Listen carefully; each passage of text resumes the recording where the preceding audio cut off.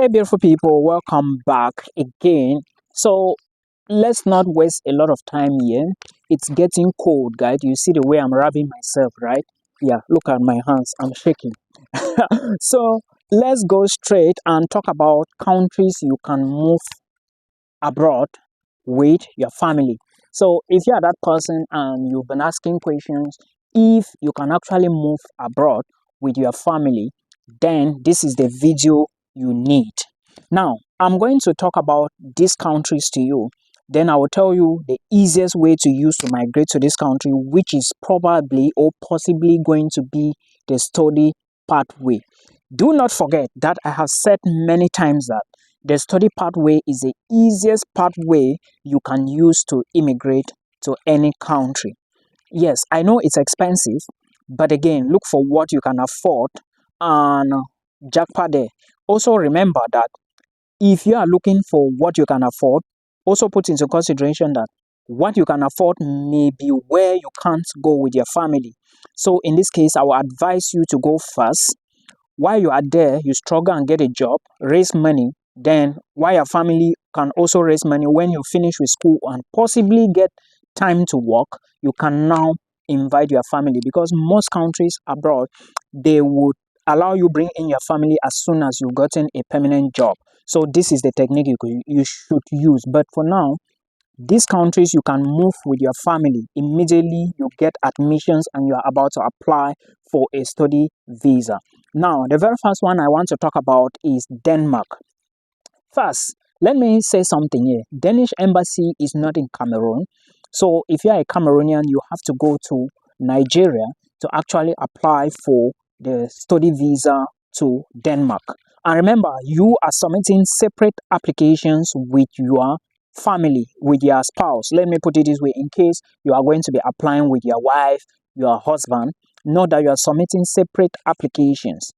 Now, one important thing with Denmark is that as soon as you get admissions, you are given 14 days to pay first tuition deposit, and sometimes the money is like 5,000 euros, 6,000, 7,000 euros, but not too much compared to the Netherlands, anyways.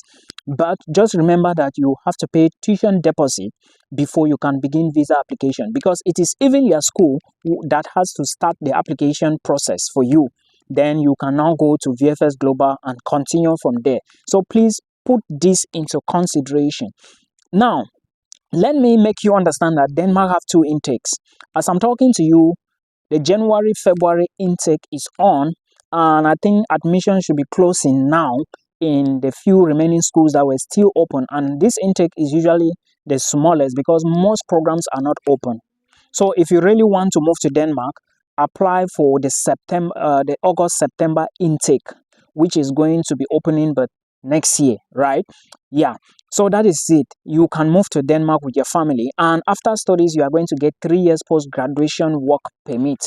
And Denmark needs many nurses. In fact, if you are a nurse in Denmark, you are required. If they are looking for nurses, just know that. So if you can find your way into Denmark, you are good to go. Do not use a tourist visa. I have said it and I will say it again. Now, the other country you can move with your family is Sweden. One thing you should know is that as a student, you cannot be sponsored. Only you can sponsor yourself. The money must be in your bank account. And even at that, it's not just about having money in your bank account. You need to show how you got the money. Am I correct? Yes, you need to show how you got the money into your account. And then, if you are going to move with your family, why not? You can always attach the sponsorship from your wife or maybe your husband. Okay, remember, family is your wife or your husband and your children, not your parents. I hope you get immediate family. That's what it means. Because I'm saying this because someone was asking me if they can take their mother along when they are moving to this country. It is said immediate family. Put this into consideration. You can always invite your parents, but not like they can follow you on study visa. Then also understand that there is a video I dropped yesterday. Is it yesterday or today? About affordable schools in Sweden. It's not cheap but affordable because you are also paying per semester. And per semester, most of the schools they charge between 70,000 to like 120,000 Swedish krona. This is not plain money, guys. And if you want to apply to cheaper schools in Sweden, or let me say affordable schools in Sweden, apply to the University of Stockholm, apply to University of Dalarna, in fact, Dalarna University, then apply to Lons University. My pronunciation may not be the best. Then there is another one, KTH. Apply to KTH. Yeah. So these are some of the schools you should check in Sweden. They are quite affordable, but not cheap, guys. Sweden is expensive. Remember, after you pay the tuition deposit, you now need to apply for visa. And of course, you also still need to show proof of funds. Do not forget that. Now, let's go to the next country, Austria. You can move with your family to Austria. I'm not going to talk too much here because there are videos already on this channel explaining and like breakdown of everything you need. You need to do verification, authentication, legalization, and a whole lot, right? Appointment, is it easy to get? It is not easy to get appointment. So note that you can move with your family to Austria, and in this case you have to show birth certificates, marriage certificates, and all these things. Then another place you can move with family is Finland. Remember, in one of my videos I said you can move to Finland, you can work as an international student 30 hours, and your family can work full time, maybe your spouse or your husband. Then Finland is also changing so many laws. There is a video I said if you move to Finland with a Schengen visa and your plan is to seek Odoro, just know that if your Odoro is refused, you cannot stay back in Finland. You would be deported. So you have to be careful with the choices you make now because the immigration is even getting so complicated. Now, let's talk about another country, Canada. Canada has improved, like the procedure has changed. Okay, now they are saying that if you are studying, coming in for a diploma program, a certificate program, a postgraduate program, you cannot apply for a spouse's open work permit. Thus, you cannot move with your spouse again, except you are coming to study masters or PhD. Then this way you can apply with your family, and your spouse can then get spouse's open work permit. So this is for Canada. You have to be careful. And again, remember, IRCC is also planning a lot of laws, a lot of rules, and a whole lot of stuff. So always put all these, check IRCC first before you proceed with the other things. Now, I want to also make you understand that one country you can also move with family is Portugal. And then Portugal is also welcoming. So you can check Portugal. Schools in Portugal include the University of Porto, the University of Lisbon, the Bino University. There are so many, right? Now, if you are applying to Portugal, you should understand that at the end of the day, you have to pay tuition. Some schools will give you instrumental payment, but you can always move with family. All the details about proof of funds and everything you need is on my YouTube channel, this channel you are watching. So thank you about that. Thank you for that. Then another place you can move with family is Spain. But right now, as I'm talking to you, Spain is not open. You can't even apply to Spain now. No appointments and a whole lot of stuff. There is a video I did about countries that have appointment issues, and Spain is one of them. So please put all of this into consideration. Make sure you know where you want to go. Make sure you know what you are doing before you can, of course, book your appointment or apply to a university. And better still, don't apply to one school, guys. I have always said that putting your eggs in one basket is only going to put you into problems for nothing. So that is for Spain.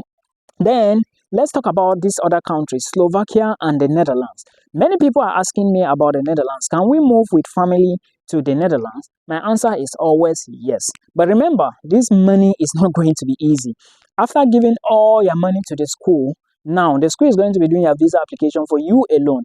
That of your family is going to be determined by IND if they are going to approve it or not. So my advice to you is come to the Netherlands first, study, get the certificate, learn the Dutch language at least, or if you are not learning, no problem.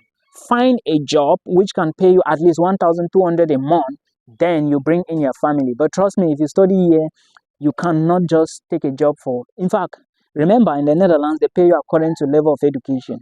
Okay, somebody who went to college, somebody who went to university, they don't have same cash. Then someone who got further, like who went further to do maybe a master's or PhD, is not being paid the same as someone with bachelor's. I hope you understand now in the Netherlands. So please put all this into consideration. Another country you should understand that you can move with family is Germany. But I think you have to be in Germany for like 6 months before you can invite your wife or your spouse to join you. On the other hand, Norway is the same thing. But with Norway, you can move with family. I think you can go first, then later on you bring in your family. This is how it operates in Norway. So please put all of this into consideration. Then there are so many things I would have said in this video, but I want you to understand that Jackpot is getting complicated now. If you want to move, make sure you move now. If you are planning, plan with an open mind. Also understand that most embassies don't have appointment. So before you pick a country, ask yourself, do I have the money to pay my fees, first deposit? Do I have the money to show proof of funds? Then, do I know the requirements of the school? Do I know the application deadlines and when admissions is going to open? Then from there, I think you can carry on easily. It's important that you subscribe to our channel. Please do not go without subscribing. Subscribe, okay, and support the movement. Thank you so much. Till we meet again in another one.